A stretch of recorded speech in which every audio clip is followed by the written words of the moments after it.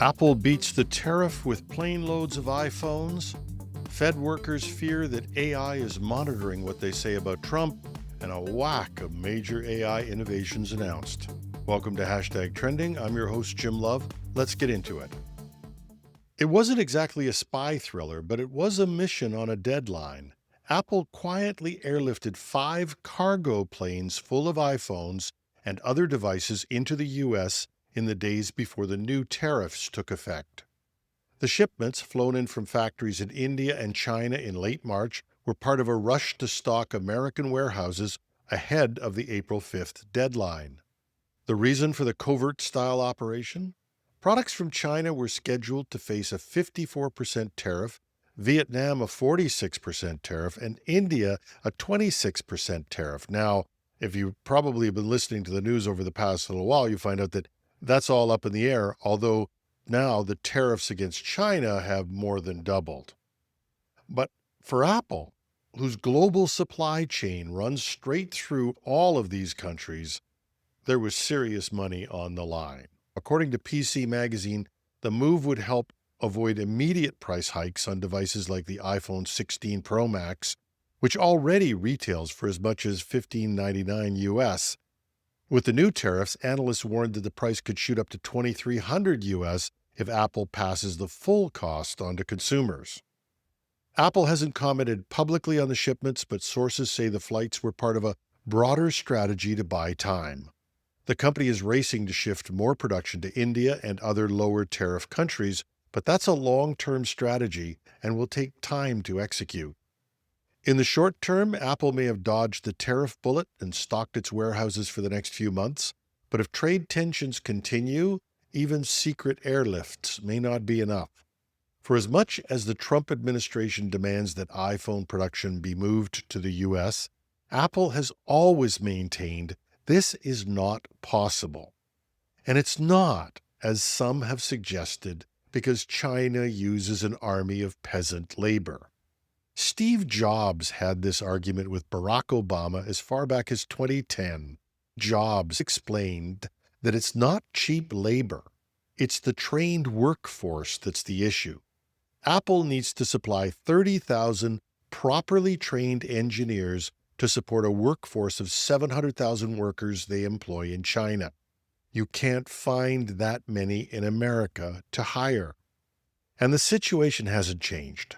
As Tim Cook in 2017 at the Fortune Global Forum bluntly put it, the truth is that China stopped being a low labor cost country many years ago, and that's not the reason to come to China from a supply point of view. The reason is because of the skill and quality of skill in one location and the type of skill. We require really advanced tooling and the precision that you have to have in tooling and working with the materials that we do. Those are state-of-the-art, and tooling skills are very deep here. You know, in the U.S., you could have a meeting of tooling engineers, and I'm not sure we could fill a room. In China, you could fill multiple football fields.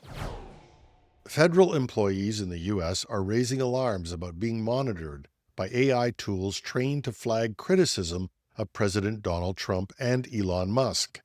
Several workers inside the Environmental Protection Agency, the EPA, and other departments say an AI system developed under the Department of Government Efficiency, DOGE, now led by Musk, is analyzing internal chats and emails for signs of political disloyalty.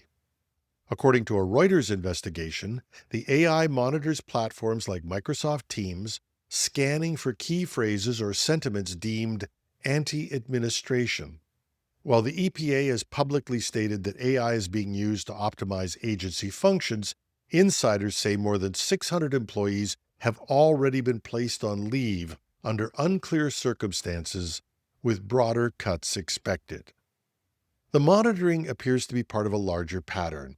DOGE staff reportedly use encrypted apps like Signal, where messages disappear shortly after being read, and frequently collaborate on shared Google Docs, leaving little paper trail. Legal experts warn this may skirt federal transparency laws and suppress protected speech. Adding to the tension, some sources say that Musk's AI assistant Grok is being deployed inside government systems, though its specific role remains undisclosed. Whether Grok is helping schedule meetings or screening dissent is unclear, but the silence from officials is making some federal workers nervous. As one EPA staffer put it, you start second-guessing everything you type. It's not just Big Brother watching. It's Grok.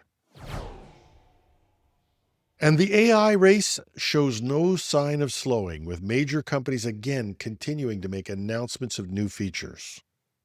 Microsoft has introduced Copilot Vision, a feature that allows its AI assistant to interact with content across applications on a user's PC. But as the tech journal The Register said in an article today, Copilot Vision takes the memory creepiness up a notch. The mobile app versions for Android and iOS can identify and answer questions about items within the view of the phone's camera. But the native Windows desktop version, also branded under Copilot Vision, is more unsettling. It will read the screen and interact with the content, according to Microsoft, and Copilot will be able to change settings, organize files, and collaborate on projects.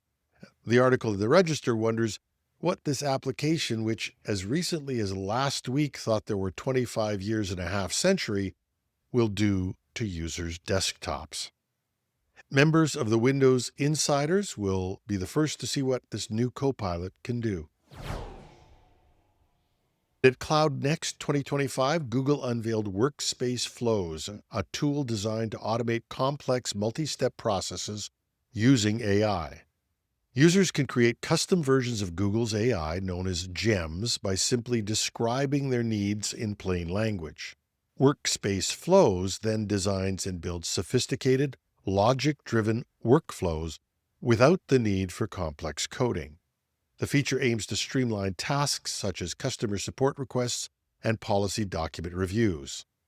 Google is slowly pulling all of these functions together into what could be a highly integrated set of apps and productivity tools. And finally, DeepSeek AI, in collaboration with Tsinghua University, has unveiled some new research on what they have termed self-principled critique tuning, SPCT, a novel method that enables AI models to develop their own guiding principles and critiques during information processing. This approach enhances the effectiveness of self-evaluation across various tasks, marking a significant advancement in what's called reward modeling techniques.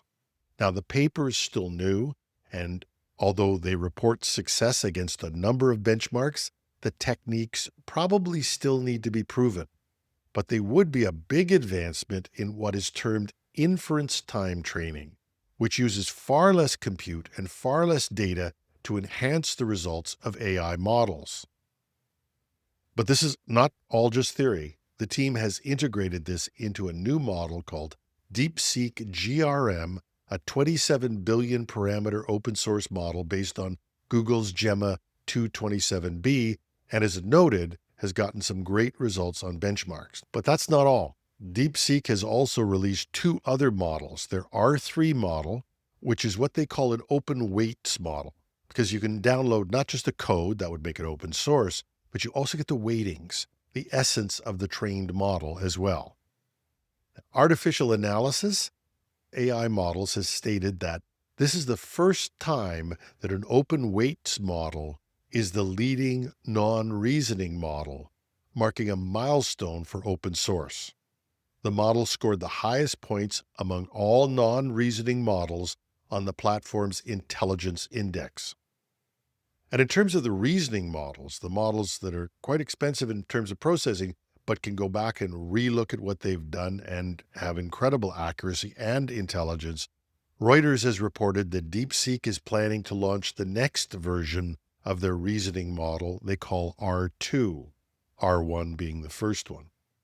DeepSeek was an enormous breakthrough for open source and open weights AI. They challenged the leadership of proprietary models from OpenAI and Google, and it looks like they're going to continue to drive that open source competition. Just to give you some perspective on this, from recent comments from Sam Altman, There's no doubt that he and others regard DeepSeek as a real competitive threat. So that was an amazing amount of announcements, or as those of us who watch AI would call it, Thursday. If you want to follow more in-depth discussion on AI and its impacts, join us on the weekend for Project Synapse, where we do a deeper dive into AI and its impacts on our work and our lives. But that's the show for today. I'm your host, Jim Love. Have a thrilling Thursday.